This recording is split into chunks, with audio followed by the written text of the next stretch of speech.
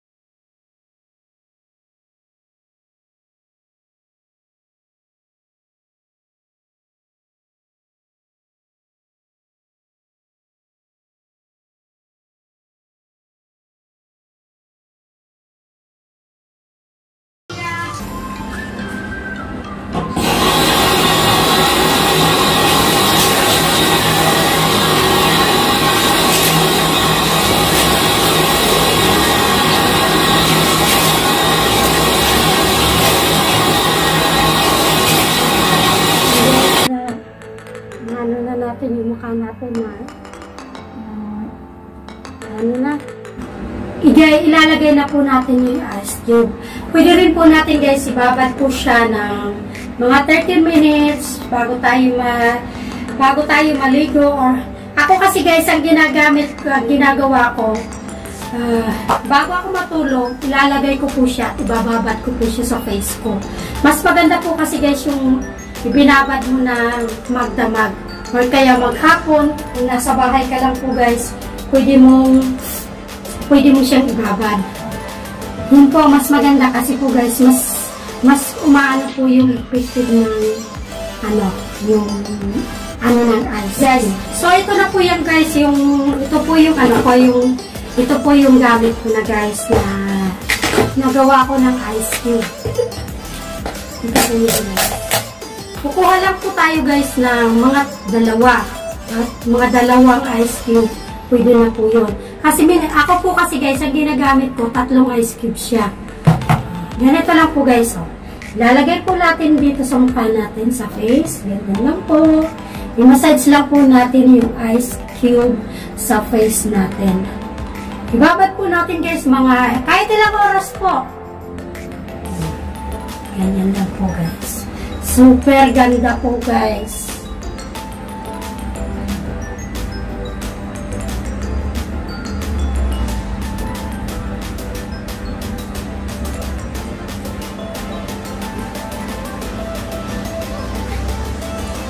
So, kung nag-aanagay sa may vanilla kasi nga super times po ako guys kasi dati po kasi guys nakagamit ako ng may toner, yung isang product na kalimutan ko ang pangalan niya, may toner siya, gusto grabe, hindi talaga ako yan guys sa mga product na may po siya, may toner, hindi ako yan dun guys. Kaya nagkakalap talaga ako yung mga natural lang po guys na ingredient na pwede kong ilagay sa face. Almost 1 month na po ako nagagamit nito guys. Super ganda. Try nyo po guys. Ayan. Okay guys, hanggang dito na lang po ang aking video. Sana po nagustuhan niyo po ang video ko na to. Guys, kung nagustuhan niyo po guys yung video ko, give me thumbs up po guys. Thank you. Guys, don't forget to like, subscribe, and share my video guys. And click the bell button po guys below para po ma-update po kayo sa susunod nating video guys. See, okay guys, thank you so much sa panonood. Sana po i-try nyo po ito at sana maging effective din po sa inyo. Thank you so much guys. Thank you very much sa panonood nyo sa akin. Thank you. God bless you all guys. See you in the next video. Bye-bye!